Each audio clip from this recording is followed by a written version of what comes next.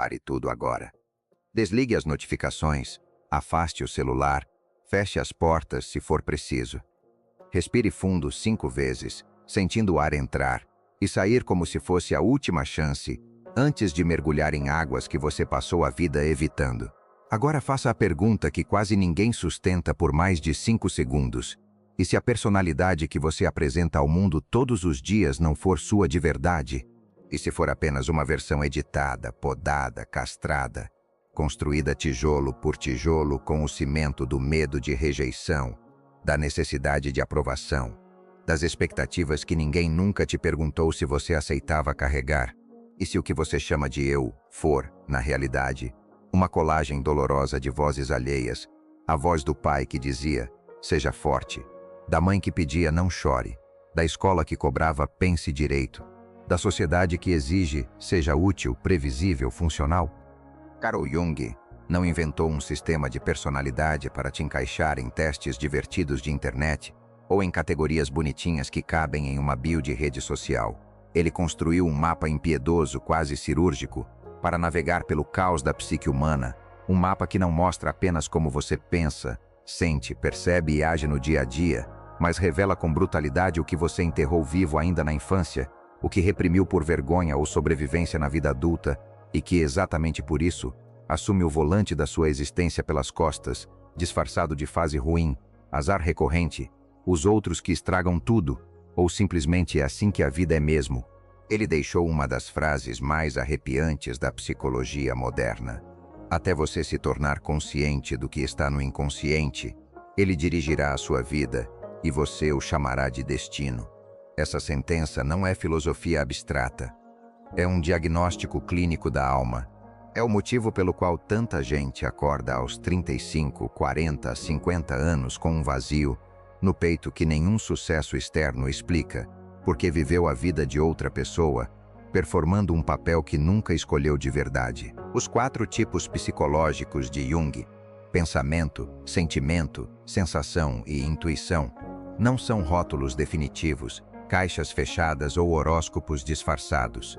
São funções psíquicas dominantes que determinam o filtro principal pelo qual você processa a realidade inteira. Cada uma delas pode se manifestar de forma introvertida ou extrovertida, gerando 8 combinações principais e variações infinitas quando se considera a hierarquia completa das funções. O número exato não importa tanto quanto a compreensão profunda de que você tem uma função que reina absoluta no palco da sua consciência cotidiana. Uma auxiliar que atua como coadjuvante leal, uma terciária que surge em momentos de fadiga ou crise, e uma inferior que permanece exilada no porão mais escuro da mente, desajeitada, primitiva, explosiva, quase adolescente em sua imaturidade, mas carregando dentro de si o maior potencial de transformação, equilíbrio e crescimento que existe na sua psique inteira. A distinção entre introversão e extroversão é uma das mais distorcidas e mal compreendidas da psicologia contemporânea. Não tem absolutamente nada a ver com ser tímido, reservado, falante ou extrovertido no sentido popular. Tem a ver exclusivamente com a direção primordial do fluxo de energia psíquica. O introvertido se recarrega no mundo interno, mergulha em pensamentos complexos e profundos, revisita memórias com detalhes vívidos, constrói ideias abstratas durante horas, sente emoções que parecem oceanos inteiros, busca silêncios longos que são cheios de vida interior pulsante. Pode ser extremamente comunicativo, carismático até, quando o assunto o toca de verdade, mas depois de interagir intensamente precisa de solitude absoluta para não se sentir esgotado, drenado, vazio como se alguém tivesse sugado sua alma. O extrovertido se recarrega no mundo externo, pessoas, conversas animadas, ação imediata, estímulos sensoriais constantes, movimento, troca, energia coletiva. Pode ficar quieto ou introspectivo por períodos, mas depois de muito tempo sozinho começa a sentir um vazio sufocante. Uma inquietação que parece que a vida está escapando pelos poros, como se o mundo lá fora estivesse chamando e ele estivesse ignorando o chamado. Ignorar essa direção natural gera exaustão crônica que nenhum descanso explica, irritabilidade sem motivo aparente, sensação constante de deslocamento existencial e a pergunta que não cala: Por que eu nunca me sinto em casa em lugar nenhum, nem mesmo dentro de mim? Agora vamos às funções em si, porque é aqui que o mapa de Jung deixa de ser teoria e vira lâmina afiada cortando ilusões. A função pensamento, thinking, analisa o mundo pela lente fria da lógica, da objetividade, da verdade impessoal, da eficiência. O que faz sentido racional, o que é correto, o que é útil, o que pode ser provado. O pensador introvertido constrói sistemas internos sofisticados, teorias profundas que ninguém mais vê, análises minuciosas que atravessam camadas de aparência. O pensador extrovertido organiza o mundo externo, lidera equipes com clareza, debate com precisão cirúrgica, resolve problemas em tempo real, impõe ordem no caos alheio. Mas quando a função inferior, sentimento, irrompe, e ela sempre irrompe nas crises mais profundas, o pensador vira um mar revolto de emoções que não compreende. Chora sem saber explicar por quê, se apega de forma desesperada e irracional, julga tudo em termos morais absolutos que antes desprezava, ou explode em raiva que parece vir de um lugar desconhecido dentro de si mesmo. A função sentimento, feeling, avalia o mundo pelo valor pessoal, pela harmonia relacional, pelo que toca o coração, pelo que faz sentido emocional e humano. O que é bom, o que é justo, o que preserva as conexões, o que machuca ou cura. O sentimental introvertido tem valores profundos, quase sagrados, uma bússola interna inabalável que guia decisões mesmo quando o mundo inteiro discorda. O sentimental extrovertido cria harmonia no grupo, media conflitos com empatia natural, cuida do clima emocional, faz as pessoas se sentirem vistas, valorizadas, amadas. Quando a função inferior, pensamento, explode, o sentimental vira frio de repente, analítico de forma cruel e impiedosa, critica tudo com lógica seca que ignora o impacto humano, ou toma decisões racionais que parecem vir de uma máquina e não de um ser humano. A função sensação, sensing, vive ancorada no concreto, no aqui e agora, nos dados sensoriais imediatos e tangíveis. O que está acontecendo exatamente neste momento? O que posso ver, tocar, ouvir, cheirar, provar, medir? O sensorial introvertido guarda memórias detalhadas como fotografias vivas, aprecia texturas, sabores, ritmos reais da vida cotidiana com uma profundidade que poucos percebem. O sensorial extrovertido age rápido, improvisa com maestria, vive o momento com intensidade física, adora aventura sensorial, esporte, comida, sexo, risco. Quando a função inferior, intuição, surge sem aviso, o sensorial tem pressentimentos que ignora por parecerem bobagem, toma decisões impulsivas que depois parecem loucura completa, ou fica paralisado por visões de futuro que não consegue explicar racionalmente. A função intuição, intuition, percebe o mundo por padrões invisíveis, possibilidades futuras, significados ocultos, conexões que ninguém mais vê. O que isso pode virar? Qual é o grande quadro por trás do óbvio? O que está escondido na superfície? O intuitivo introvertido tem visões profundas, quase proféticas, sobre o sentido das coisas, o destino pessoal, o futuro distante. O intuitivo extrovertido inova sem parar, conecta ideias aparentemente desconexas, prevê tendências antes que elas existam, cria o novo do zero. Quando a função inferior, sensação, irrompe, o intuitivo perde completamente o chão, fica obcecado por detalhes triviais que antes ignorava, age de forma impulsiva no plano físico de maneira autodestrutiva, ou entra em colapso total por ignorar o corpo, a saúde, o presente até que eles explodam em sintomas reais. O segredo mais doloroso e mais libertador de Jung está exatamente na função inferior. Ela é o oposto polar da dominante e aparece sempre como fraqueza, imaturidade, descontrole, vulnerabilidade insuportável. Mas é precisamente nela que reside o maior potencial de crescimento, equilíbrio e completude. Ignorar a inferior é como dirigir um carro de alta performance só com a primeira marcha. Você vai longe em linha reta, mas nunca vira, nunca acelera de verdade, nunca chega a lugar nenhum além do óbvio. Integrar a inferior exige prática dolorosa, humildade radical, repetidas quedas, mas permite dirigir a vida inteira, com todas as marchas, em todas as direções, sem medo de curvas. Jung não parou nas funções.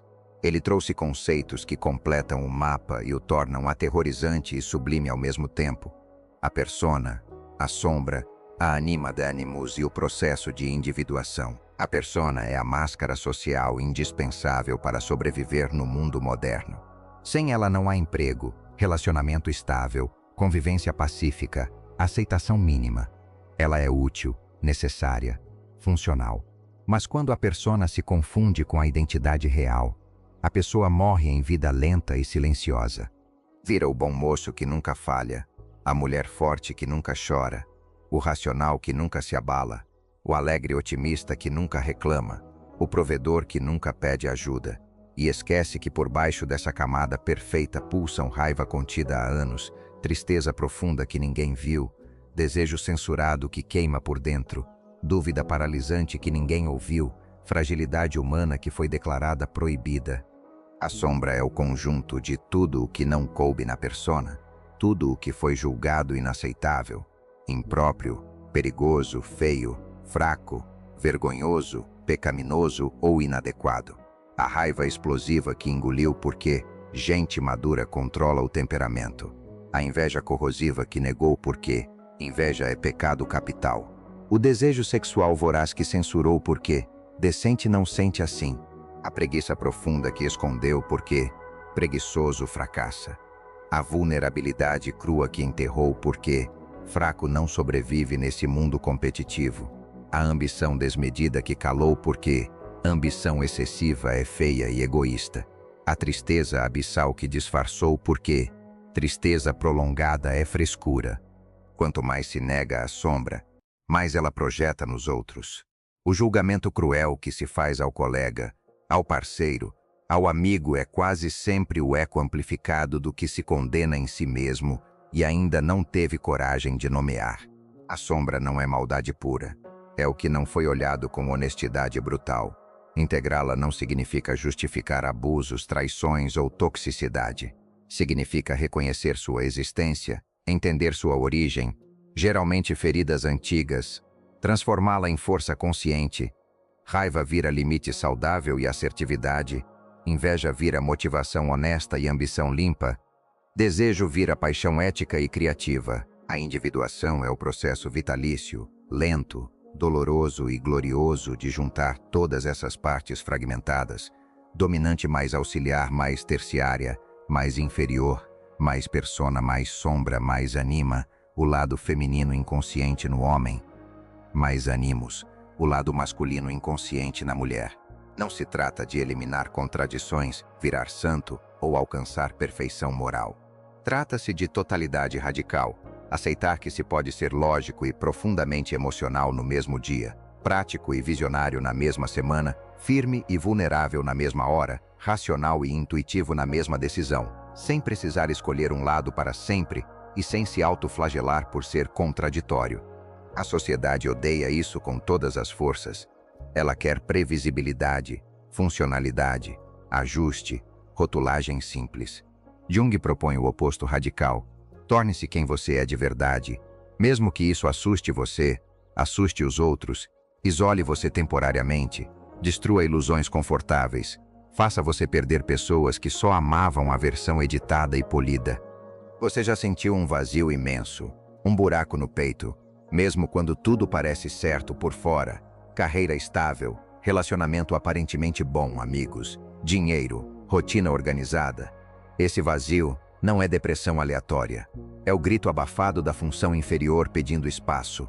É o choro silencioso da sombra trancada no porão há décadas.